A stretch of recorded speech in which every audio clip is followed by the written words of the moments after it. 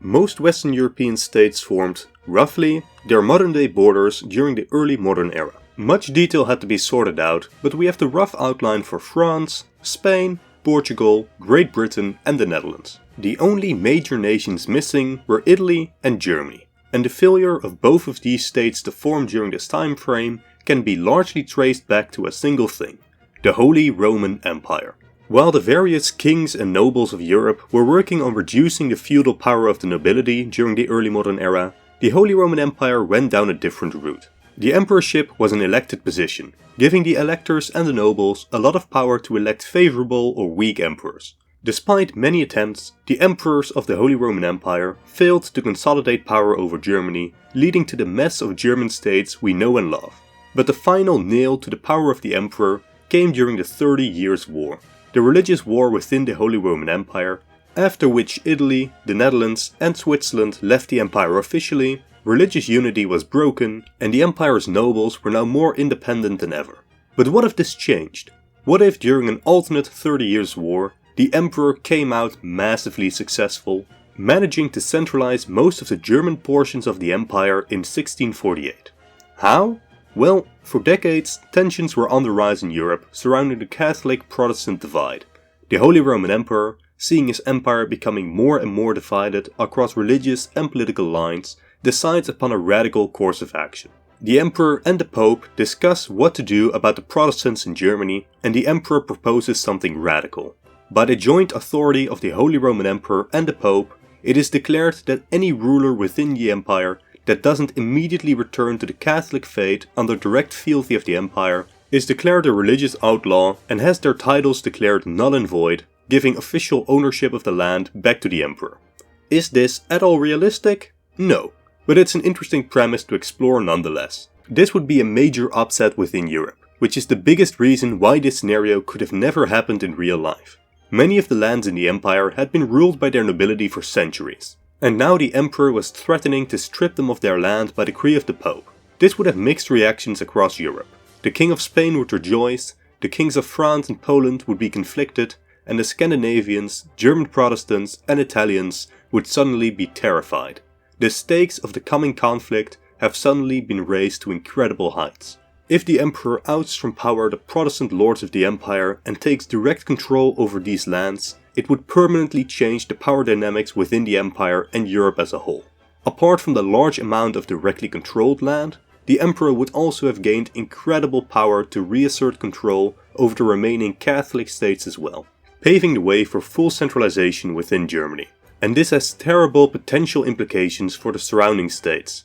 For France and Poland, it would mean that the Holy Roman Empire went from a non-threatening barrier against expansion to quite possibly the most powerful state in Europe. For Italy, Switzerland and the Netherlands, assuming they aren't targeted in the initial round of consolidation, it would mean that they are now quite possibly next in line since they are still officially part of the empire. Meanwhile, the Scandinavian lords, and to a lesser extent England, are now suddenly extremely isolated Protestant realms in a Europe dominated by Catholics. If this scenario does actually happen, the 30 Years' War will change from a war of religion, opportunities, potentials, expansion, and the fate of the empire, to a European-wide war of religious desperation. So, before we dive into the scenario, we need a reality check. If the Emperor and the Pope had actually made this declaration, it's more than likely that France, Scandinavia and most of the German states would unite against the Habsburgs, and just by looking at the map, the anti-Emperor team seems to have the edge. But the rest aren't pro-Habsburg either. Poland is the only major state that may join with the Emperor since they are Catholic and they have conflicts with Sweden, but the rest of Europe is firmly opposed to a strengthened Vienna. Compare this map to our own timeline, where Austria and Spain together couldn't defeat just France, the Dutch, a couple German minors and Scandinavia, and it should be clear that the Emperor has no shot of winning in this alternate scenario. So, realistically, the statement by the Emperor and the Pope would go down as the alternate start to this timeline's version of the 30 Years' War. The war would essentially be between Spain and Austria against the Protestants of the Empire, the Netherlands, France and the Scandinavians. Battles would be fought, compromises would be made, and eventually we would end up with the Emperor being humiliated and renouncing their ambitions of consolidating Germany. Europe would undoubtedly still be different than in our own timeline, with the empire being even more divided and even more concessions being granted to France and Scandinavia. Everything is on the table in this alternate peace deal, but there is no chance that the emperor wins. But that's boring. Let's be honest here. We all want to see a massive, Habsburg-led Germany during the 17th century. I have thought it through, and to keep realism to a maximum under these circumstances, we will only make one major change. The King of France follows the word of the Pope and considers that the threat of the Protestants is more significant than the threat of a unified Germany. This leads to France not intervening in the war in any manner. This would still make the task for the emperor extremely difficult. The Dutch, by themselves, had managed to fight off the Spanish Empire for about 50 years. Apart from outside backing, the Protestant lords are fighting for their very survival, so they could very well win after a decades-long war of attrition. So that's the alternate history we're following today. Immediately following the emperor's declaration, there is a calm before the storm. Soon, Spain would announce their support for the move, then France declares that they won't interfere in empire affairs, and great panic erupts from within the empire. Both Catholic and Protestant lords have to consider whether they are pro-emperor, neutral, or anti-emperor. Even the Catholic nobles know that this is an extreme act, and if the emperor is successful, a lot of their autonomy will be gone. There is no way of knowing what side which noble would take, but generally, the south would be neutral or pro-emperor, while the north would side with the anti-emperor league. The stage is set for the most devastating conflict in European history. Now, I could attempt to go into detail about the specifics of the war, but we all know that I'm steering towards an emperor victory anyways. So let's skip to a couple decades later, where the eventual peace deal will be signed. Before we look at the map, it is a big deal to take land from the nobility, even if the emperor and the pope said it was okay. So it's more than likely that most nobles are given a chance to convert back to Catholicism or are imprisoned in a relatively comfortable place. So where does that leave us with the map? To keep realism alive, we will go with a compromise peace deal. To start off with, the Italian states and Switzerland are officially released from the empire, reducing the fear that the emperor will attempt to reassert control over them later. Then we have the Dutch, who would likely achieve independence from Spain and the empire as well, receiving a bit of territory from Spain. Then we have the Scandinavians, the foreign powers who would be fighting on the side of the Protestants. The Scandinavians would likely receive some territory in northern Germany as compensation for ending their support for resisting Protestant lords. Then finally, Germany itself.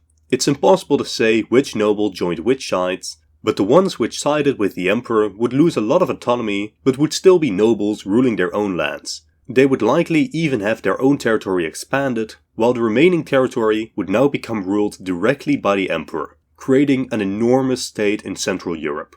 Then the following decades would be spent by all parties licking their wounds. While the emperor is now in charge of northern Germany, as much as 50% of the population will have died or fled the region, not to mention the devastated infrastructure making rebuilding more difficult. The entire Holy Roman Empire would have a crisis of identity, as the emperor has now re-solidified his rule. The initial decades would see the emperor balancing the new status quo in the empire.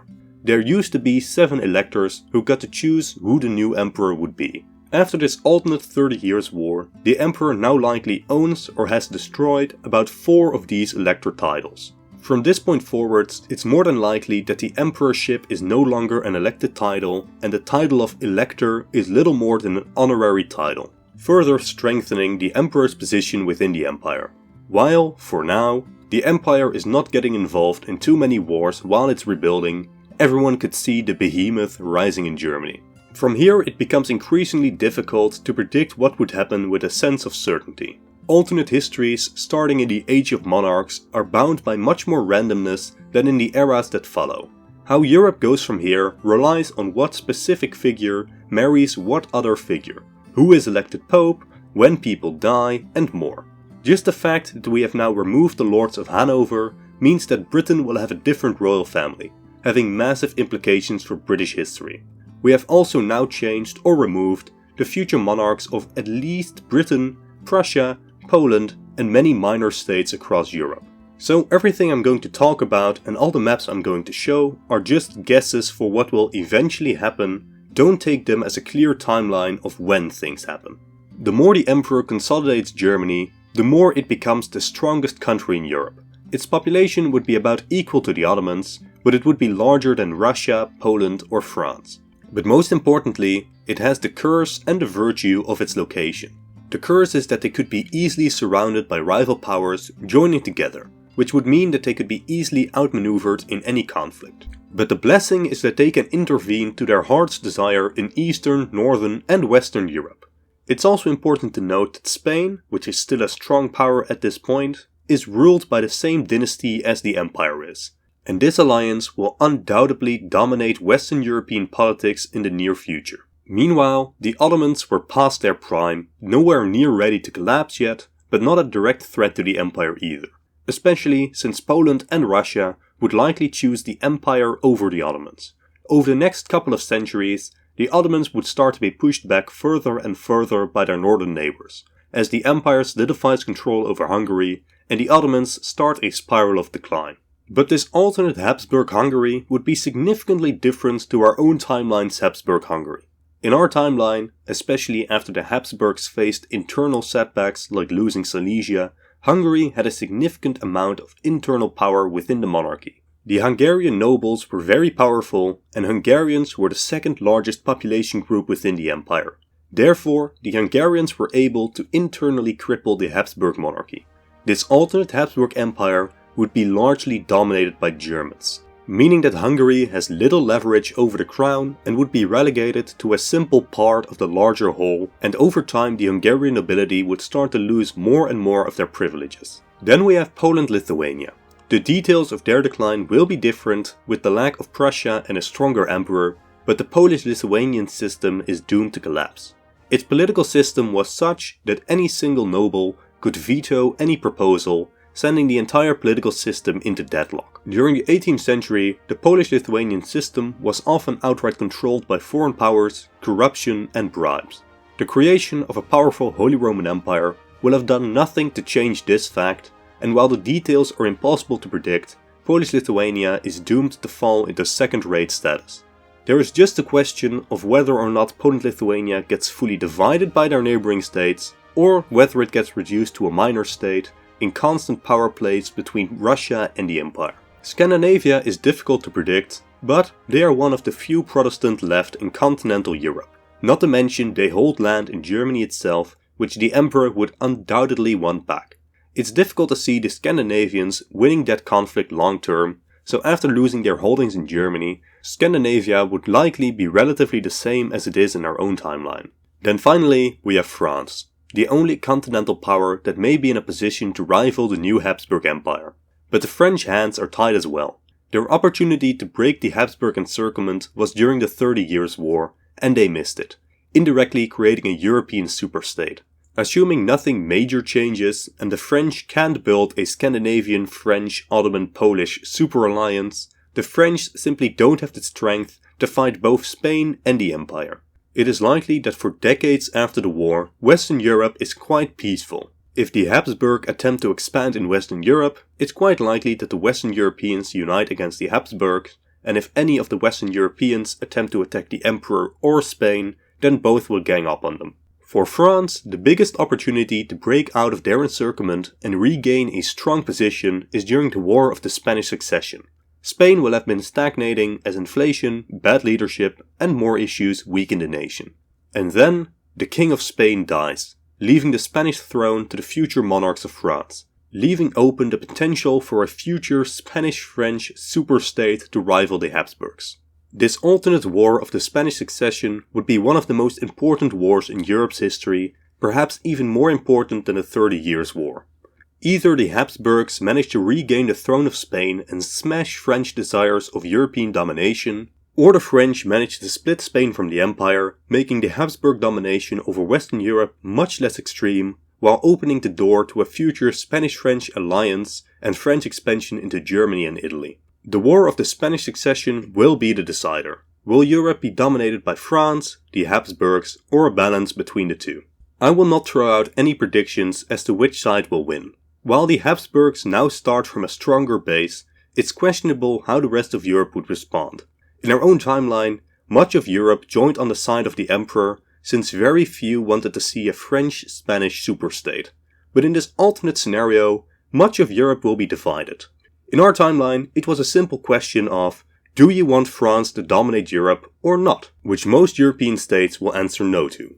In this alternate timeline, it's a question of, do you want a Europe dominated by France or the Habsburgs? A question close to no one will have a clear answer to, and I absolutely cannot predict. The most likely outcome is a compromise where Spain is no longer ruled by a Habsburg, while they don't unify with France either. French borders expand into previously Spanish territory, and the emperor gains previously Spanish territory in Italy and the Low Countries. But, depending on which side the other European states choose, the previously mentioned complete French victory or complete Habsburg victory are possible as well. So, this is the state of Europe going into the 18th century as far as I can somewhat reasonably predict. From here, the foundations of the 18th century have been changed too much to continue. In our own timeline, France now stood as the dominant continental power, ready to compete with Britain over who is going to be the dominant world power. Instead, in this alternate timeline, the Empire, France and Britain are in a three-way conflict for hegemony over Europe.